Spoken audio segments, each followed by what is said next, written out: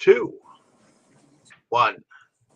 Hello, ladies and gentlemen, and welcome back to another exciting film journey here on Delusions of Grandeur.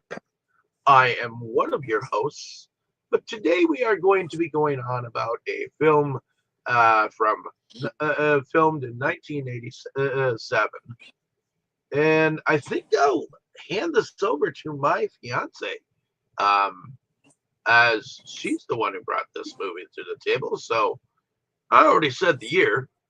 Why don't you tell us what movies you subjected us to? Batteries not included. Okay. And do you know who directed it? No, you always bring that up because I can't bring up the IMDb at the same time. Ah, okay. Well, let me bring up the IMDb then really quick, as I did not do that before we got on here. Sorry for not being as prepared as I am normally. But let's see. Batteries not included. Well, it's directed by Mathew Robbins. Uh, there we go. And it's written by Mick Garris, who is actually quite a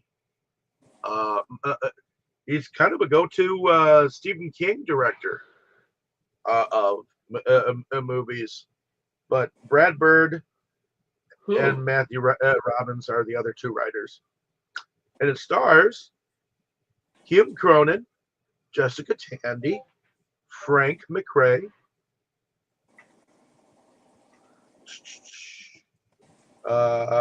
Elizabeth Pina,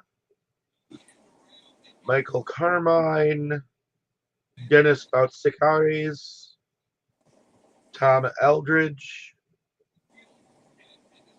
Jane Hoffman, John DeSanti.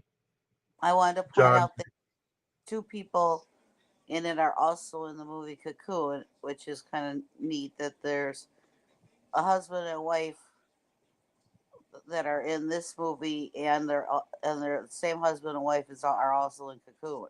You know. Yep. John Pankow, McIntyre Dixon, Michael Green, Doris Ballock, Wendy Scal, among many others. Let's see. And this is what IMDb says about the film. Aliens help a feisty old New York couple in their battle against the ruthless land developer who's out to evict them. And that same couple is the couple I'm talking about. So.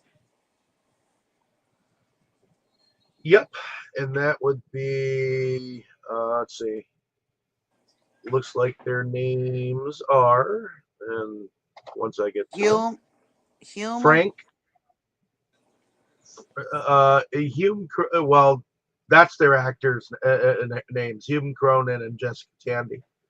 But they go by Frank and Faye Riley in this movie. So, just so you know. And then the other characters' names, so that you get them straight. You got Harry Noble, Marissa Estevell, Carlos, Mason Baylor, who is the artist, and Sid Hodgkinson appears to be that neighbor that just takes the money. But in any case, heading over to you, Boris.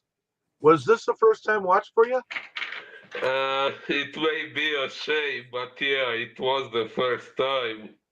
But I did have quite a bit of fun with it. The way they created these extraterrestrial creatures was quite unique, both in concept and realization, regarding the fact that it's the 80s where CGI wasn't as developed as it is nowadays. Well, yeah, they were created from garbage. and anything that was just lying Literally. around. So, Interesting. what were your thoughts overall on it? Well, I definitely had some moments of good fun and good laugh with it. It's maybe not the genre I normally go for when I choose movies, but it definitely had a lot of good moments, a lot of funny spoof and stuff. And yeah, I did pretty much enjoy it. Okay, well, in any case, uh, Tammy, was this the first time watch for you? No, it definitely was not. But I actually don't even remember the first time I watched it. But Do you think your dad might have actually turned you on to the movie? I'm not sure. All I know is I liked it the first time I watched it, and it is fun, and for some reason last week when you said, what was I picking, it just like popped into my head, and I was like, you know what? Yeah, that sounds like fun. Yeah. So, it is, for the 80s. Um, I think, it was good technology for in the 80s on this, and it was just a whole lot of fun, and it was like a whole different extraterrestrial concept in a way. Oh yes, It was just definitely. right, and it was fun, and it was I had mentioned earlier about Cocoon. I mean, the 80s, we got some cool different Movies. extraterrestrial things in the 80s. We got ET, we got Cocoon, we got this one, you know. Um There's Night of the Comet. Um, yeah, the there, 80s the there was 80s that seemed to one with the car, and remember that space car? yeah, the 80s seemed to produce a different ideas about extraterrestrials than your Mars normal Attacks. stuff. So, They Live. yeah, like I said, I don't know when I watched it the first time, but yes, I've always thought it was cute, fun, unique. So, Yes. so how about you, David? Well, I'm not sure exactly when I actually first saw this film, but I remember it fondly as a child. Um, it had a lot of good humor. I liked the husband and wife duo, partially because they worked so well together. And at the time, I thought that those two were actually married in real life. So I'm not entirely sure whether they were or weren't, but they worked well together.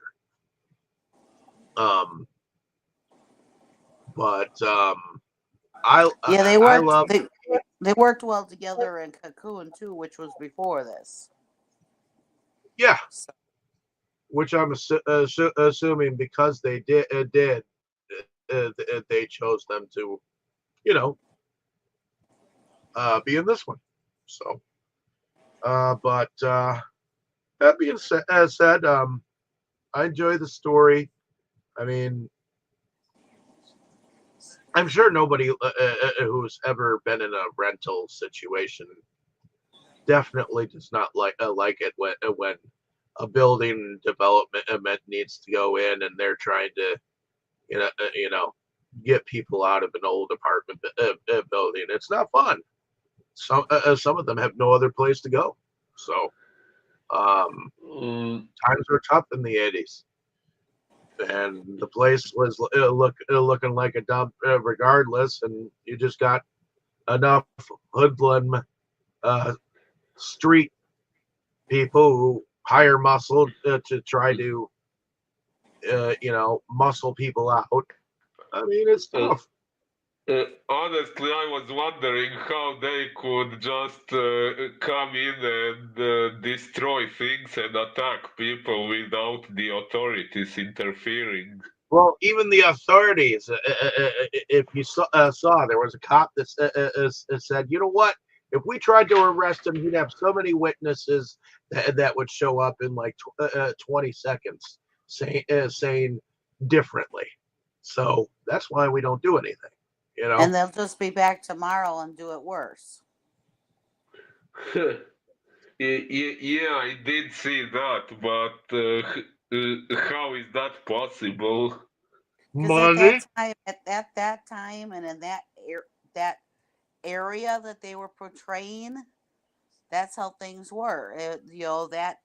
That particular area was run by gangs and hoodlums and whatever you want to say.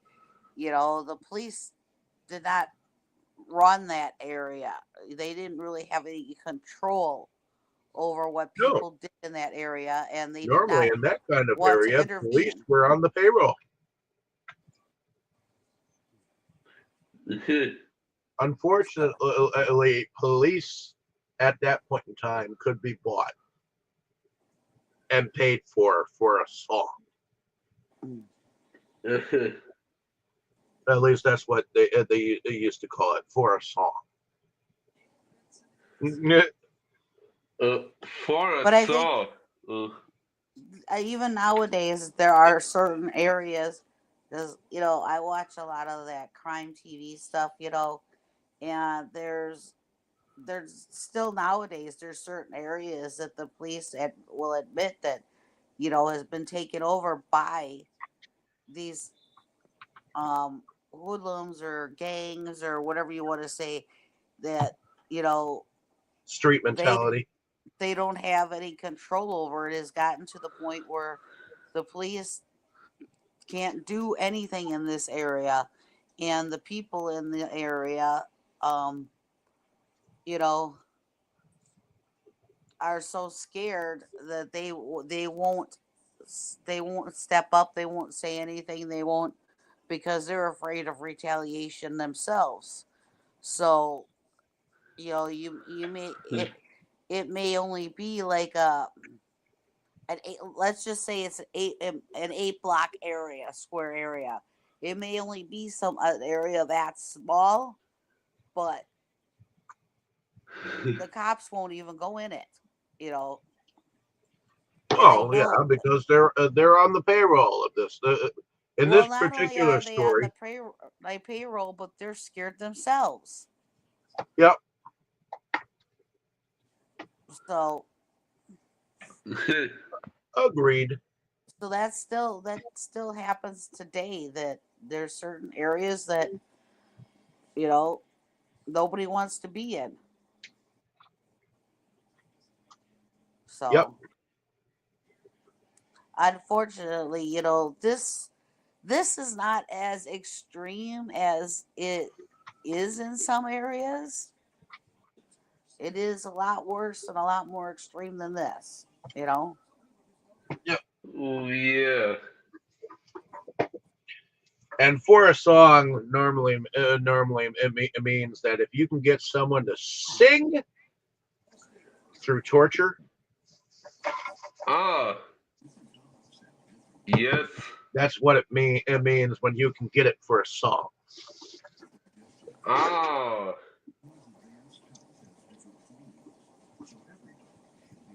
yeah, I think I understand. All the creeps that say, "I just want a piece of the action."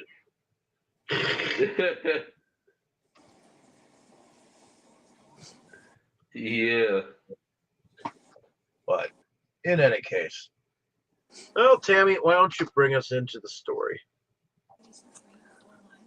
Well, as we mentioned before, this developer is trying to um, evict everybody in this building because he wants this building torn down like everything else around it. Because He he wants has it. this. He's already uh, you know, made sure that everything around it has been muscled Correct, He because he's got he this. wants it to go spoodow. Yes, because he has this big Sorry. development project, and that is the last building in his project that has to come down. But the residents of this building have been residents of this building for many, many years, and some of them are even like that it's been generations have lived in this building, and um, they don't want to give it up, and they're not, and they are standing their ground. They're not going to be bought off by this guy. So this guy keeps sending um, the undesirables in the area to collect on the money, or or I mean, try and buy them off, or threaten them, or destroy things in the building to make it more uninhabitable. Anything to try and get these people to leave the building. And the ones that are left are the ones that we are paying attention to right now, because they have stood their ground, and they're like, we are not leaving. So um part of what's in this building is a cafe on the ground floor, which our main couple, it seems like it is, it's their cafe. They have run it for many years, and they are trying to keep it going. um Mrs. Riley, it's Mr. and Mrs. Riley. Mrs. Riley, um I believe she's got dementia. Yes. yeah, yes and no. I think No.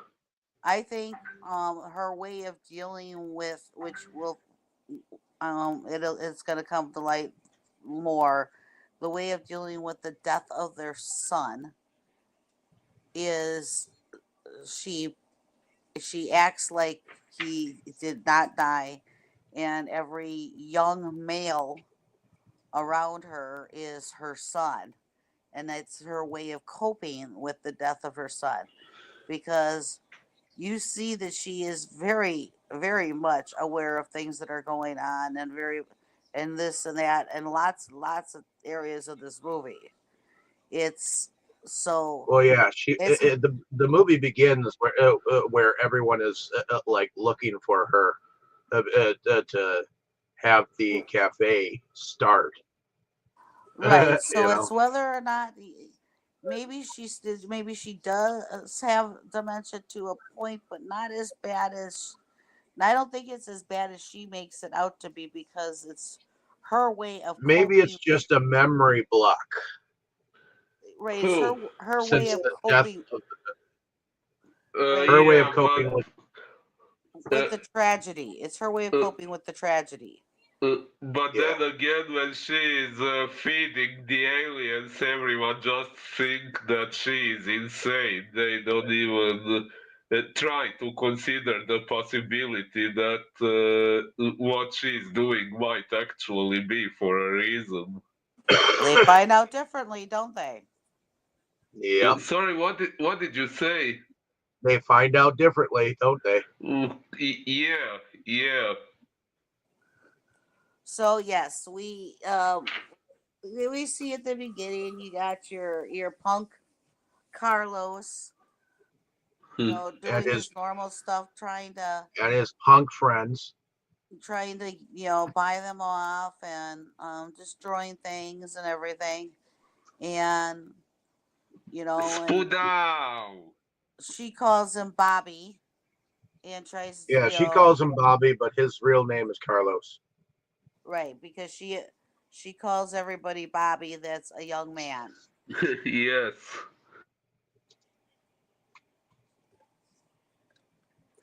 So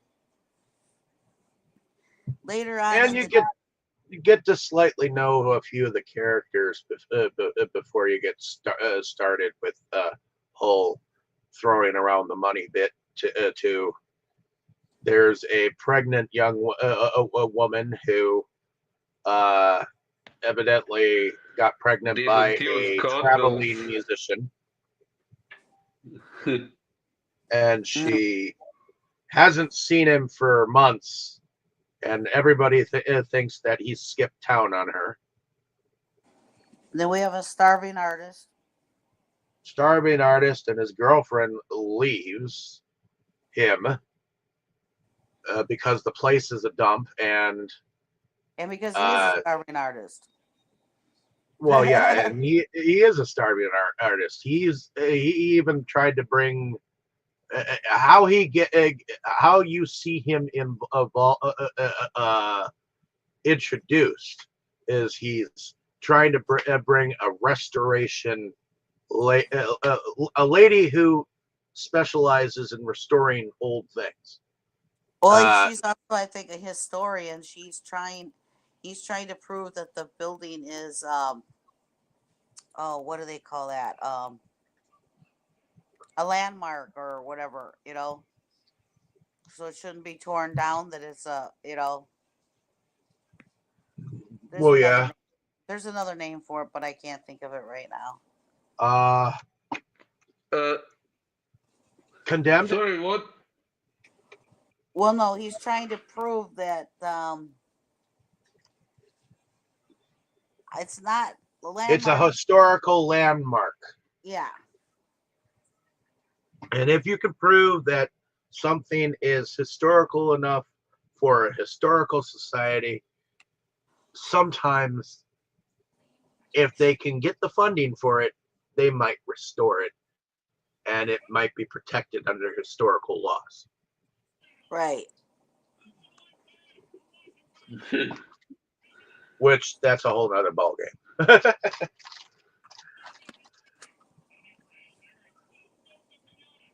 And we have a retired boxer. Yep, who doesn't speak a word.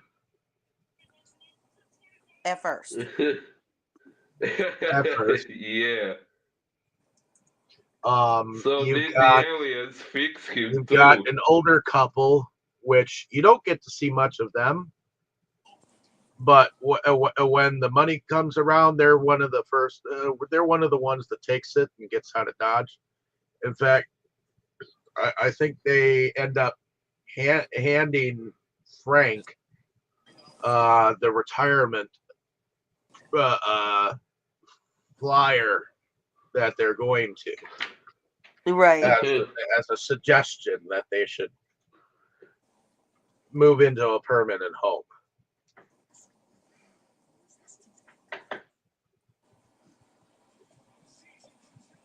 And I think he's actually thinking about it.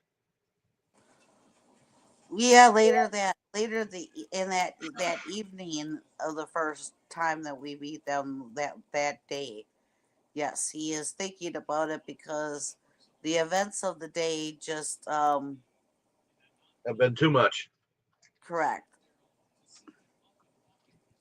And he falls asleep after he puts his wife to bed, and he falls asleep right before he falls asleep. He's like, I need help.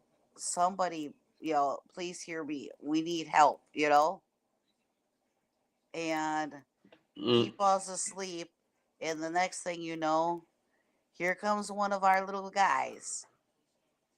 So, and it comes in, and you don't know what to think about it because it's mechanical, but is it alive or is it just mechanical? But it checks out the whole place, and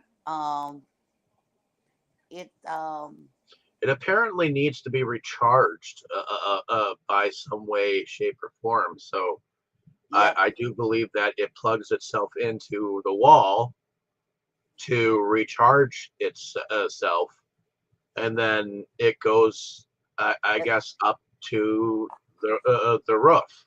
Well, meanwhile, it meets the second one at the window and lets the other one in. Correct. And we you kind of get the sense right off the bat that it's kind of like a male and a female. Yeah. Um, and I believe they take the toaster with them up to the roof because Okay. then one of the first things that we That's find right. It drags the toaster by the cord and drags it up the stairs. And by this time, Mrs. Riley wakes up. Jessica Tandy's character wakes up and she sees this and they follows it upstairs. Oh, oh yeah, that was good. Yeah, she follows it all the way to this shed. And that's when she discovers these little guys. Yep. And And so I think she spends the night basically, basically, helping them. Because I think she figures out that what they eat and need to survive is just garbage and shit that's just lying around like screws, nuts, bolts, cans, and she realized, I think anything metal. she realizes And that they then fix things. They like to fix things. like, oh yeah. And the upset, he wakes thinking that they took all of his art away. That he threw out the window. Yep. Yeah. And then shortly afterwards is when everybody is realizing they're missing things. And if they're not missing things, they have things that were broken that are now fixed. Correct. So everybody's out in Frank the hallways. realizes the picture of their restaurant and them is all in one piece. So he's wondering who the hell put it together.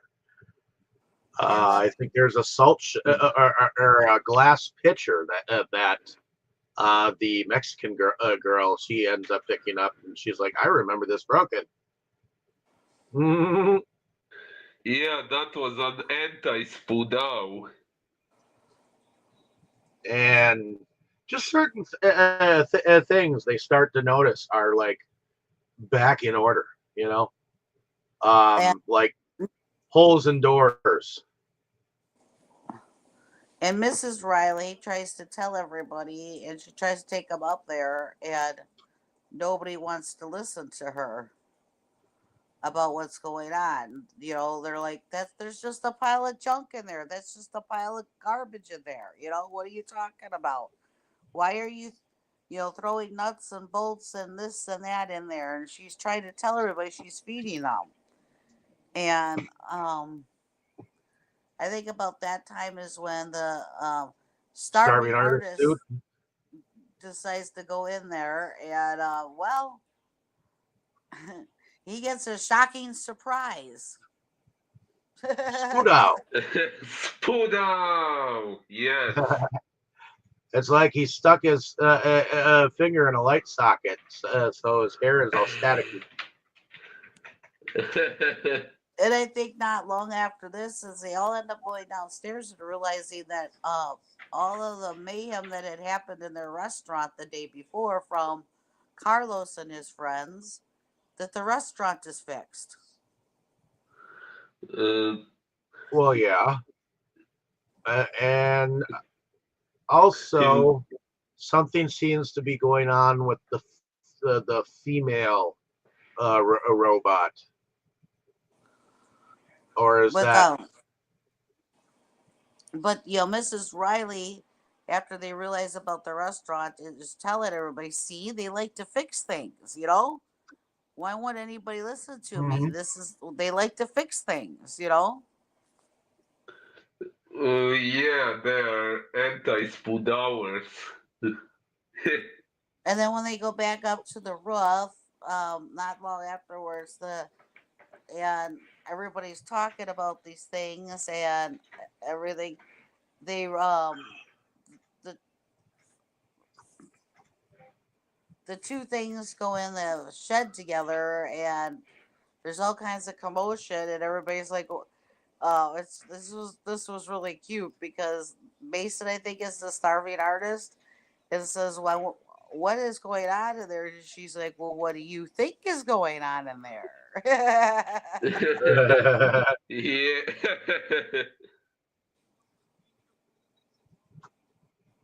And then, of course, I start thinking about the Kid Rock song, and that date came when the two started fucking. But then, anyways, then Carlos and the developer and everybody realizes that this restaurant's been restored, and everybody's freaking out, like, what happened? How did this happen? You know? Imagine that happening in real life. It would be quite a mind fuck. yeah. Well, and I guess Mrs. Spaceship ended up. Oh, Mrs. I think Spaceship. she. Um, did she name them Flotsam and Jetsam, Yes, yes. or was it the kids that she named Flotsam and Jetsam? The kids. Ah, Okay, oh yeah, actually, I knew that there were those names, but I actually wasn't sure myself whom she gave those names.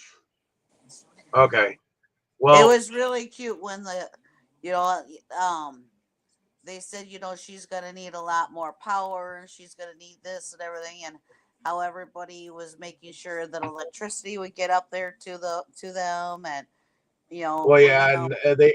and they ran out of shit, and they're like, I'm sorry, this is all we can do. And then Harry, the one who didn't talk until the small one came out. Um, the small one that at first they thought was dead, Well, hold but on, we're not that far yet. we Harry. are because Oh, when the two came out, the third one came out too. huh. It's No, we're just it not came that out far dead. yet.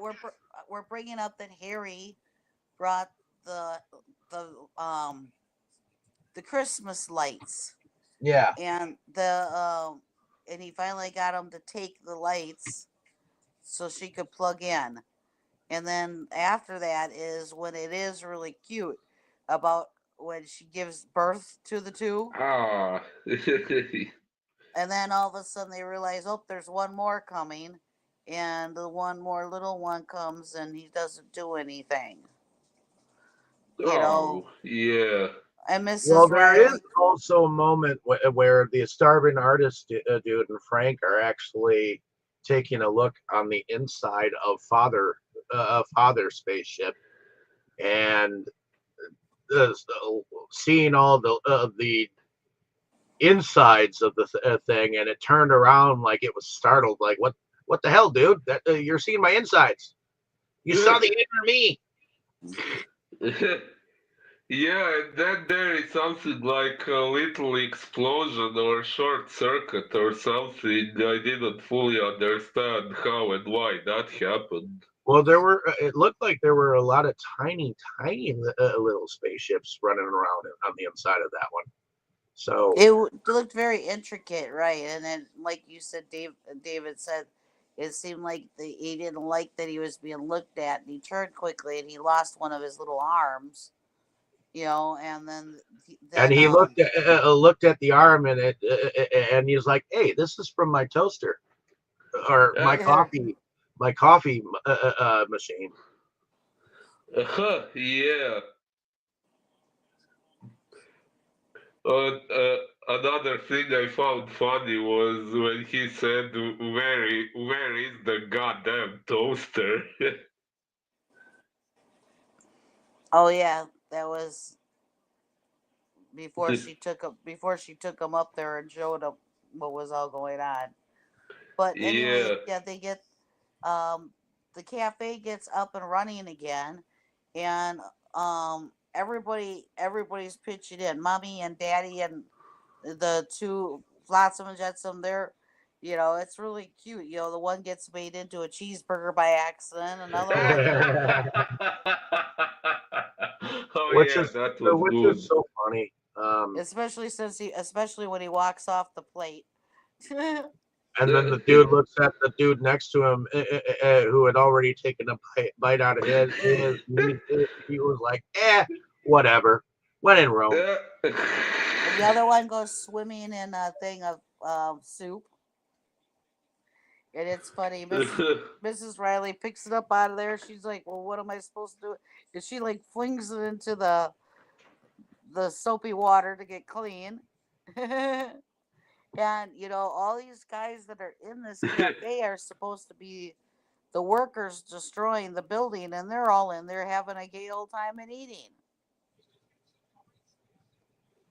instead of tearing the place down like they're supposed to be. So Right.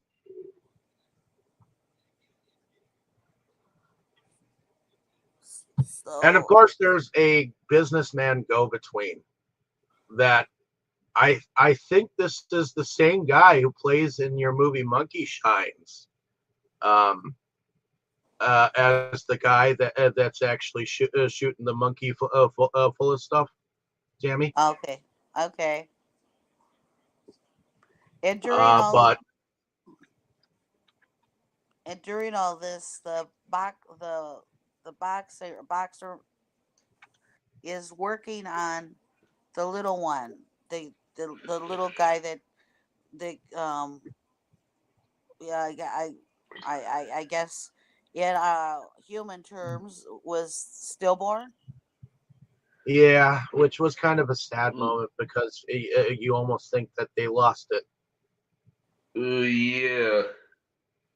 But it's so cute when he gets it working again and it falls into that toilet, and all of a sudden you see the little string come up, and here comes the little guy out of this toilet. Oh yeah, when he went down the toilet, I was like, geez, if he wasn't dead now, he most certainly is. But then,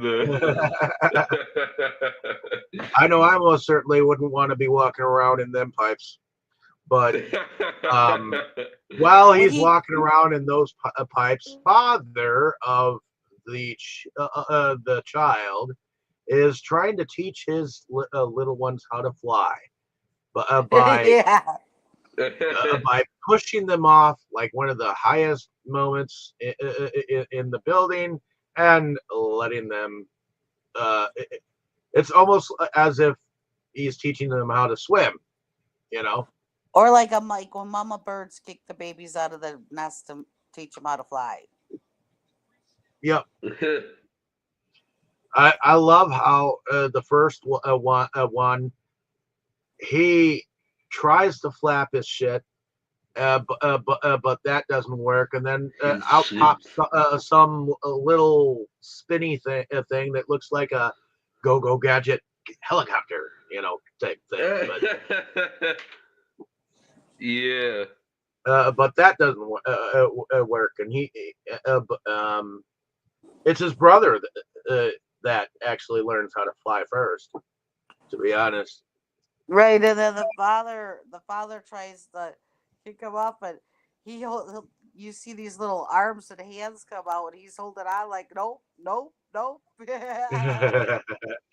So father takes a little tiny bandsaw and basically saws the edging off the stairs and makes him fall. Spoodow. That's what everybody. Spoodow, indeed. Everybody this hears movie really had some amazing spoodows. Everybody comes out because they hear the little saw to see what's going on, and then sees that. And I think that's about the time that Harry lets them all in on that the little guy is alive. Oh yeah. Yep. So Meanwhile, the developer, well, Carlos, otherwise known as Bobby, ends up going straight Bobby. to the developer himself and swears up and down that he'll still take care of the matter. Even though he keeps telling him, "Oh, you're fired. You're out. It's already getting taken care of." We should need to mention that Bobby figures out that there's something going on over there, and he goes in the shed. And boy, does he get a. Yeah, Spodao! he gets a static moment too, and he's really messed up by that. In fact, the business guy goes and checks on it and says there's nothing wrong with it. You know, It did. but Yeah, the he business also guy's like, there's nothing there. This is all just junk. It's just a bunch of junk here. And, of course, because nobody believes Carlos, of course. nope. But Carlos actually goes in there one more time before the other evidently the taking care of moment dude who comes in later. But he comes in one more time with an axe. And he literally goes nuts on the basement and everything. And there is a moment where I think the machine. Okay, yeah. During the pregnancy, she blew a fuse. And Harry ended up. I hate to say this, nigger rigged it. Basically with a shears or a spade. A spade. Yeah, a spade. A spade to keep a connection going because they needed more power. But Carlos goes nuts on that basement and literally fucks shit up down there. And Mommy and Daddy come down to investigate, and Daddy gets literally chopped to a point where you almost wonder if he's going to make it. He doesn't look like he's gonna make it. No. But Mommy goes to work on him while all this is going on, and kids fly the coop. Literally. Your kids are looking for pieces for Daddy. Correct. Yeah. No, that was not a good Spodao. Although still Spodao, just not a good one. But I do believe that Carlos is in fact like thrown out of the building by Harry this time. In fact, this is a moment where he actually puts on his boxing gloves, and even though Mrs. McRae is not happy with him, he basically lets him punch him, and then he picks his ass up and just throws him out the door. And he comes back with a smile on his face, but Mrs. McRae is all like, "My poor Bobby." Yeah, it did. But anyways, back over to you, Tammy. During all this, Harry and is it Marissa? Is the pregnant lady, and Mason? I think that's her name. Yeah. They go looking for the kids, because Harry has got it to where the little ones react to a dog whistle. Ah. Well, yeah, and also got hit by a truck. Starbase artist Mason and Marissa, them two are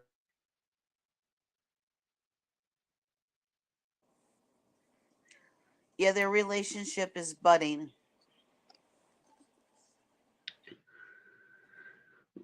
Mm, yep from muse to actual relationship after she's sent her. Uh, I don't even remember what she calls the Hector. father of her child. Hector. Hector. Hector, Okay. yeah, but we never saw him on screen as far as I remember. We saw the band arrive, and that was about it. We didn't really get to see Yep. them. But Yeah, we see Mason go and get drunk, and he also finds out by buying her groceries that she's actually rescued all of his artistry too. And then as I think ultimately he ends up using her as a muse, and he takes liberties and paints her kind of nude underneath the shirt, and she's like, "Wait a minute, you didn't even get to see me naked." Well, I have an imagination, you know. yeah, nowadays he could have created that with AI.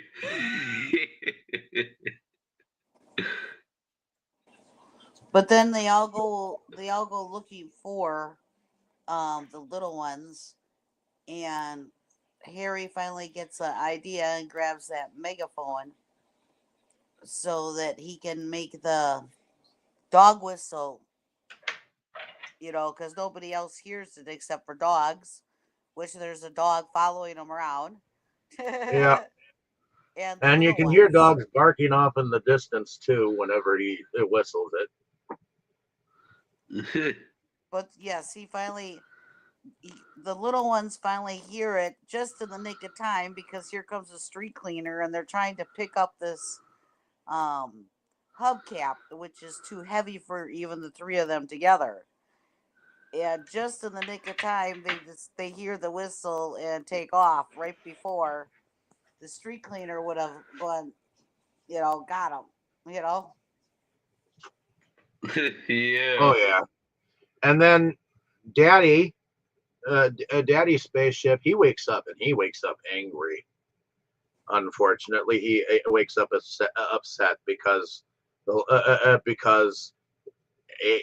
in the mound of confusion, he's not sure who actually attacked him. I don't think, and he's uncertain whether it was one of the actual apartment people who supposedly he was helping out. And Frank tried to tell him, "Hey, it wasn't us," you know, but he took his Mommy and family. Daddy come and claim the kids and take off. Well, and Harry's got to give up his little pal. Right. Harry, he's got to go. Oh, But yeah, oh, you have to let them go. You have to let them go. oh yeah, that was a sad moment. Like we thought that they no longer knew which humans were good and which were bad, and like they just wanted to get the hell out of there, or at least it seemed so at that and point.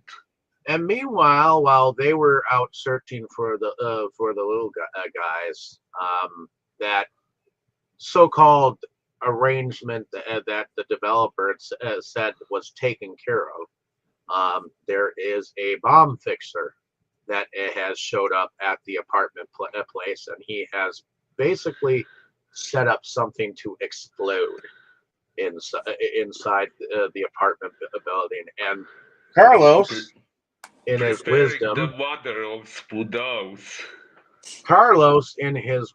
wisdom said, "Fuck it, you're gonna be taking and destroying the place anyways. I'll help you." And the dude's like, "No, no, no. That's evidence. That means they'll figure out everything." and then he realizes that Mrs. McRae is still within the building, and he's like, "You told me everyone was out of there."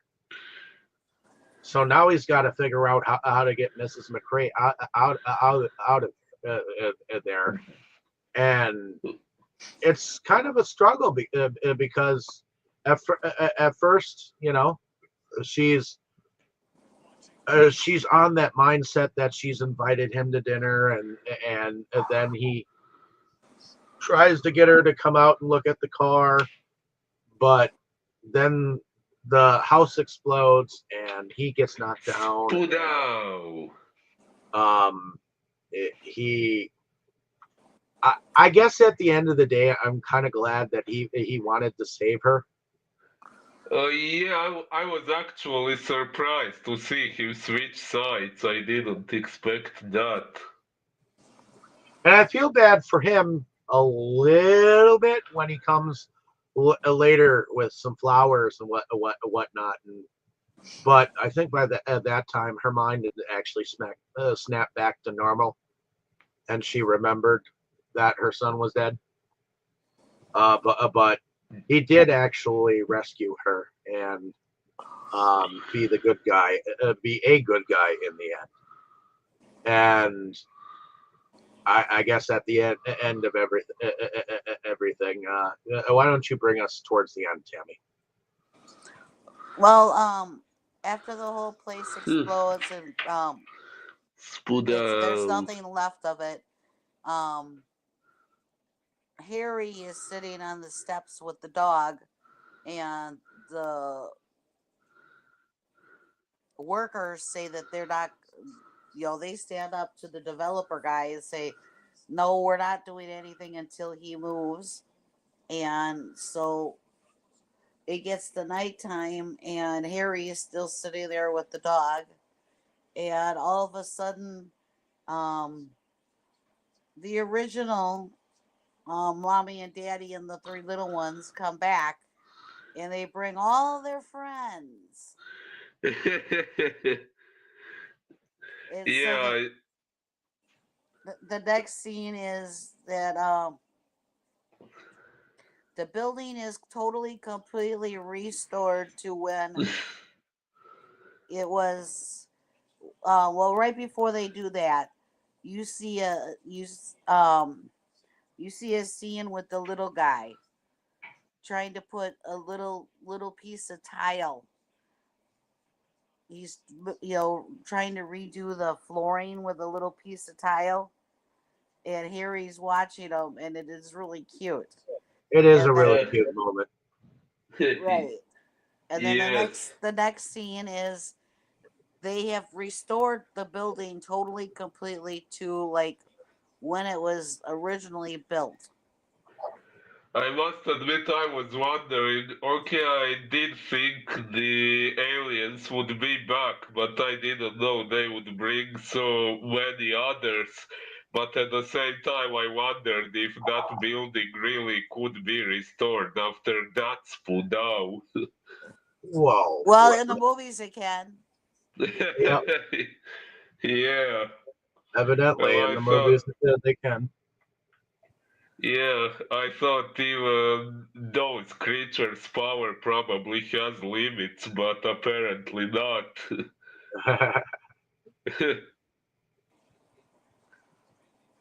So then, yes, the everybody is back there. The developers not very happy, and I think what ends up happening is the place is actually literally considered a historical landmark. Finally, that middle guy, that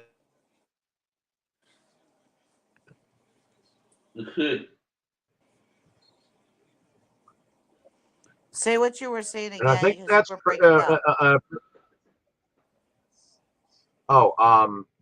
basically the middle guy, the middle business guy that drove the limo and was kind of like the go-between between the developer and Carlos. He gets fired, and he does not look too happy about it. No shit. And that's pretty much the end of it, because they kind of go on with their lives, you know. Right, you see the ending thing where the developer stuff is all around the whole thing, and here it is. Yeah, like there are those gigantic skyscrapers all around this building, but this one, a small one, is still there among the giant ones.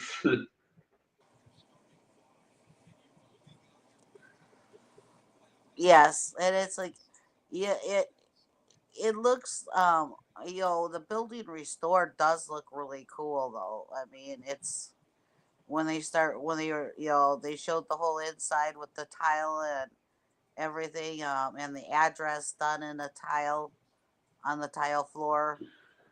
It does look really neat, and Yes. and the architecture and everything. So, but yep, one thing we kind of skipped over is how they go and get the McRae is from the hospital. They go and get Mason and Marista. They're at the hospital. The cops go and get everybody and bring everybody to the building because Because they don't believe it. nobody can believe it. I mean, the news crews are there. The whole place, the whole street is filled with people because this is a phenomenon. It's just Well, yeah, they're in awe. Like they knew this place was like destroyed, like as of yesterday, and suddenly it's all like back together. It's a kind of a Yeah, miracle. like what the fuck? So, is there any other points anybody wanted to make about anything? Ooh, I know we went through it kind of fast, but there really isn't really a whole lot. Uh, it's basically these little guys are these extraterrestrials, I guess you want to call them, or robots, or what. I think they're like basically a combination of extraterrestrial, robot, whatever. It's they build a friendship with all these people of the building, and they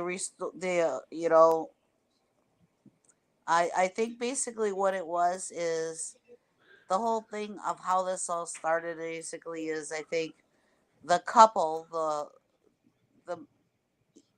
extraterrestrial couple, were looking for a place to have their family, and they ended up there, and then they ended up having their family, and in their thank you to the humans was to fix things for them and put this all back together and everything. Yep. And I think that's basically what it was is they ended up here on Earth looking for a place, and this is the place they found. And it yeah, I and kind of do wish we. I'm sorry. it's cute because It's more of a friendly alien type one without the human response team that probably would have shot them down for even coming into our atmosphere. You know. and Yeah, it's a cute movie because you see all these different you see all the relationships build and everything of the people that are still in the building and helping each other and then helping these aliens and everybody like coming together, human and alien, to help each other. And it's really a cute, it really is a cute movie. And it's kind of like good versus evil. The little aliens and the humans are going against the bad guys, in the area. indeed. Although So I wonder, I do wish we got to know more of the backstory of the aliens. What else do yeah, you need? we never do know where they exactly came from or anything like that. But Yeah, where they came from and why they came to Earth in the first place. they Why is came to that Earth needed? to build a family. Yeah, they came to Earth because they were out of gas and out of energy and needed a port to energize. And unfortunately, his wife was pregnant, so she had to have her kids. And then once they got back up on their feet, they were on the road again.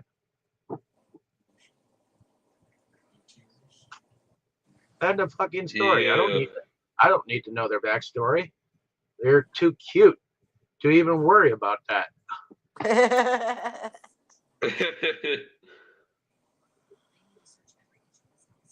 I just I mean, I just come on, enjoy seeing their interaction, how much detail they put into it, come and on. We don't even know what planet ET came from. You know, he points to it, but that's about it.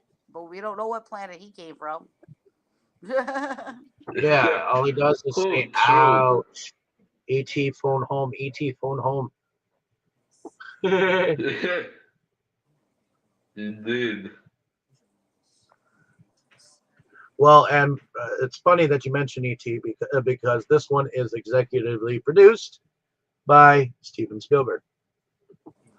Oh, oh yeah. Wasn't Steven Spielberg behind Cocoon too? I believe he was somewhat behind it. Yeah, I don't know whether he was the director of it, but he was definitely behind it. Mathew Robbins was the director of this one. So So, anything else um, anybody wants to add? Oh, not that I know of. I don't.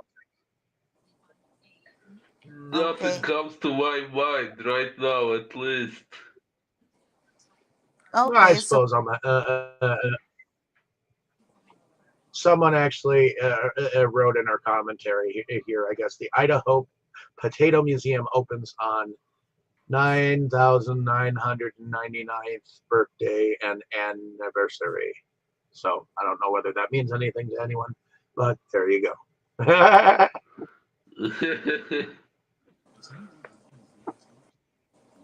so I guess we should go into production. Yeah, uh, let's do that. Boris, what did you think about production? I think the production was really amazing, like we have all said at the beginning, especially regarding the fact that it's the 80s when we didn't have as much CGI as we do nowadays, and even movies that did involve CGI back then mostly weren't quite as good as this one.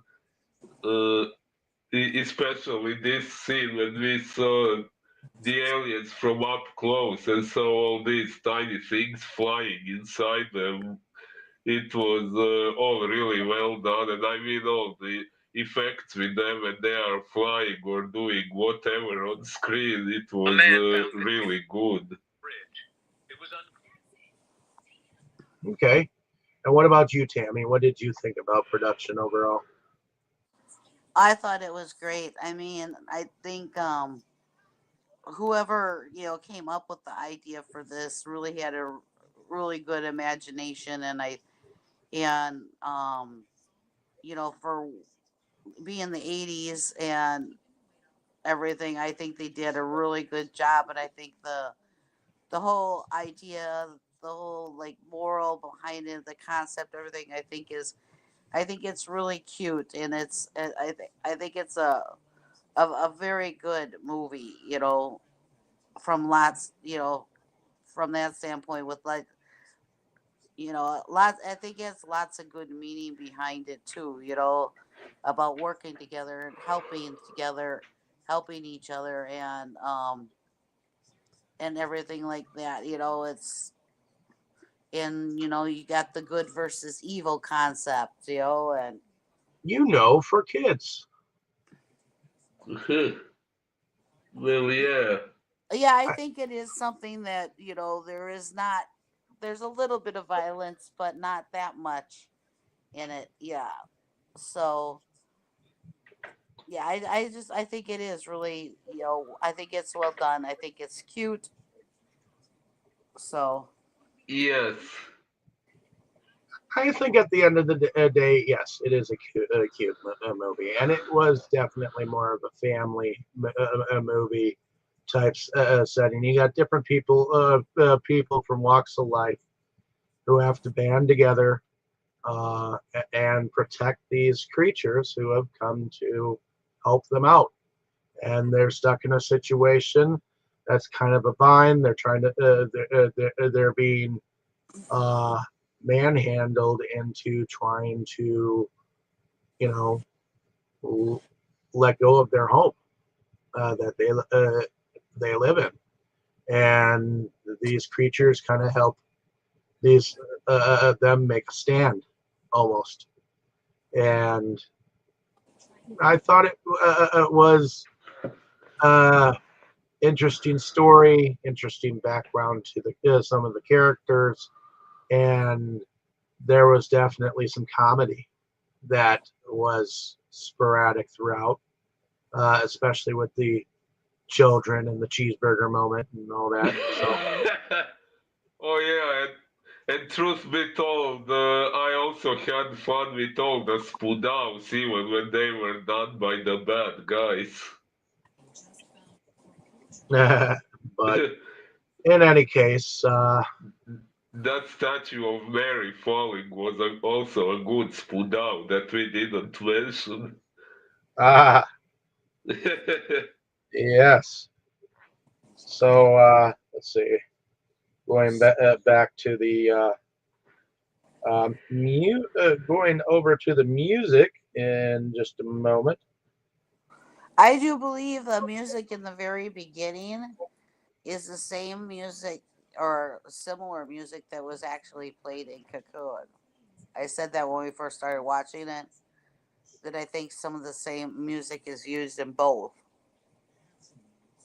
Well, James Horner is the musician for the composer, and he's done stuff for Titanic, Avatar, The Perfect Storm, Deep Impact, uh, Willow the TV series. Let's see. Let's see if I can't go backwards and see if he was actually part of some Romeo and Juliet, The Social Network, Mamma Mia. Some of the charge of that is the conductor behind the Spider Chronicles, The Light Before Her Eyes, The New World, The Legend of Zorro, Who? Flight Plan, the Chum Scrubber. Let's see, The Forgotten Troy, House of Sand and Fog, The Missing, Radio, Rugrats Go Wild, a couple of the Land Before Time sequels, The Four Feathers remake, A Beautiful Mind, uh, Enemy at the Gates, How the Grinch Stole Christmas, Bicentennial Man, which makes sense. The Iron Giant, The King and I adaptation, Mighty Joe Young, the remake, The Mask of Zorro, Fairy Tale, The True Story, Evita, Sounds Ransom. like he's done a lot. Yep, Wow. The Spitfire And Grill, a lot of Jumanji, famous ones too. Apollo 13, Casper, Hmm. Braveheart, Legends of the Fall, The Page Master, I've Clear and actually Present seen. Danger, We're I've Back. actually.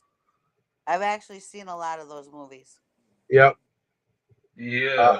Hocus Pocus, some of the musical arrangements. Once Upon a Forest, A Far Off Place, Swing Kids, Sneakers, Patriot Games, The Rocketeer, Okay, you don't have to list every single one, dear. Sorry. Back to the Future Part 3. So he can. Little Nemo and Adventures in Slumberland. So onward. Let's do our favorite character, favorite scene. Oh, my favorite character is probably and else. You're probably going to say is say the same thing. I like the little guy, but my two favorite moments are when Daddy is trying to teach the kids to fly, and when when a little child is trying to be a cheeseburger.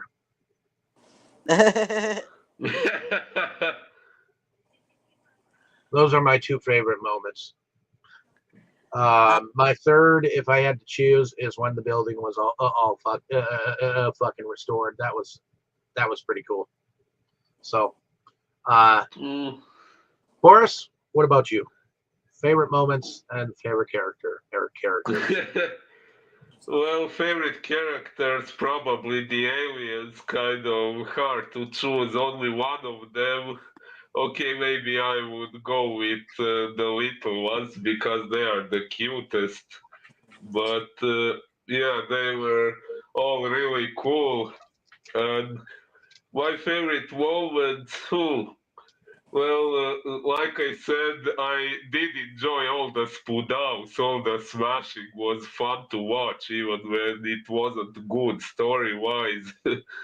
But my favorite moments would probably be, okay, yeah, all the moments with the aliens fixing things and humans going, what the fuck? Especially the ending when the whole building was restored. Yeah, of course, the moment with the cheeseburger, that was hilarious. Uh, like I said before, the moment of the Mary statue being smashed, that was also funny. No offense to any religious people listening to us, but it was hilarious. It was a spudal, no offense, anyone. uh, Okay, I did also like the moment of Carlos saving the old lady. Uh, oh, I liked the moment of the little guy coming out of the toilet alive. Yes. Right, because The you didn't expect him to indeed, live. Oh, yeah, definitely. And I did also like the moment when all the aliens returned with a backup. yeah, that was definitely cool. You see the family, and all of a sudden you see, oh, I think Harry said something like, "Oh, I see you brought friends." I almost wonder what they would do with a sequel nowadays. You know, like they did a lot of sequels in the '80s, but they never did one for this one. You know. No, Oh yeah, that's a shame. but is that all then? Well, I did also find the very ending moment funny when we saw this small building surrounded by giant skyscrapers, as they couldn't destroy the building after all, so they had to build around it. That was also funny. Yep, that developer just was not happy now, was he? Nope. Yeah, indeed. Okay, so yeah, my favorite character is the little guy. He's just so cute. Uh, Oh, yeah. oh yeah, I do have to mention one of my favorite things is when Carlos gets zapped. Oh, okay. Yeah, That's that a is good one. cool. Yes. And of course, I do enjoy when the little guy comes out of the toilet because, you know, he goes flying in there, and we think that's okay. That's it. That he's gone now, and you just see that little string come up, and here he comes. He just, you know, and Definitely. um, of course the cheeseburger. Yes, that's just priceless. The cheeseburger. Yep. Yep. Um, Good thing no one beat into him. there were so many cute little parts. It was just it's kind of hard to just pick because there were lots of cute little parts, and you you Definitely. you couldn't help but fall in love with all the whole family of the aliens, mommy and daddy and the three little ones. I mean, they the whole family of these aliens kind of grew on you really quick. You know, it's just you couldn't help it really. Uh, and especially the little guy. You just Ah. so. Um, of course, yes. One of the best things is at the end when you see the skyscrapers and the thing totally restored, and you know the developer just he lost out. That's it, dude. It is kind of neat to see see it there. Um, and I do agree. I think it was nice to see Carlos um change sides, and he risked his own self and his own life to go save the old lady. That I think that was a really good moment right there. Yeah, and especially after how hard she made it for him. So I think there was a lot of um I think there was a lot of very good acting in this too. It seemed very, very for real, very believable. Everybody, you know. So I think it was a really good story, and I think how everybody did everything was I think they did good. So it's like I said, it's kind of hard just to pick one or two things. I think the whole movie itself was a good thing. Yeah, although one thing I kind of can't remember if they even explained it, what happened with those other street gangsters who were initially smashing things around with Carlos. It's Who almost like cares? they just kind of, who cares? um, they were making fun of him to begin with, and I think he just kind of went off on his own because he wanted to make sure this job was done. So they helped him get into an abandoned area, and that was it. That was all that was they were needed for. They were already making fun of him because of his scare with them, and all he did was just get mad at them. Yeah. But at the end of everything, did anyone else have anything else to add? No, I don't think so. I mean, It sounds like everybody had a nice time watching this, and I hope anybody listening, if they haven't checked it out, do go check it out because I think it is a fun movie. You know. Oh yeah, I think it's a movie that can be watched and watched again over time, especially for nostalgia if you grew up on it. But if you haven't, it's a good watch to begin with. So uh, kudos for you Mm. for you if you check it out.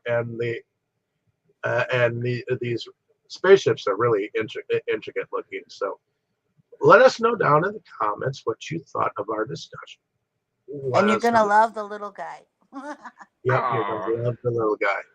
Um, it's Yes. always cute to have a little guy like a Wally kind of character.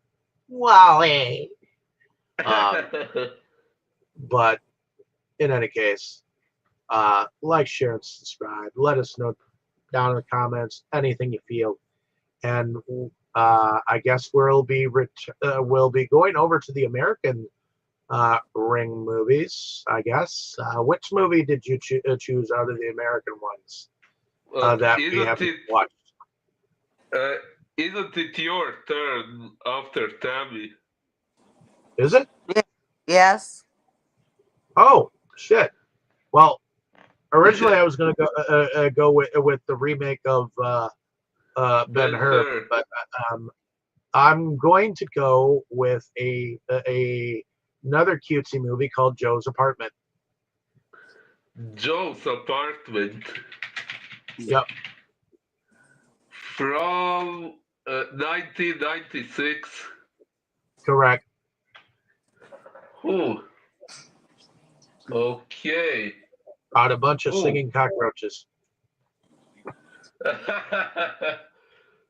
Cockroaches, enjoy it. oh my. Well, let's hope it really is as cute as you are saying, because cockroaches are not my definition of cute normally. But in any case, I figure we'll keep it interesting and fresh. So we'll see you next time here on Delusions of Grandeur. Everyone say good night. Good night. Good night, everyone.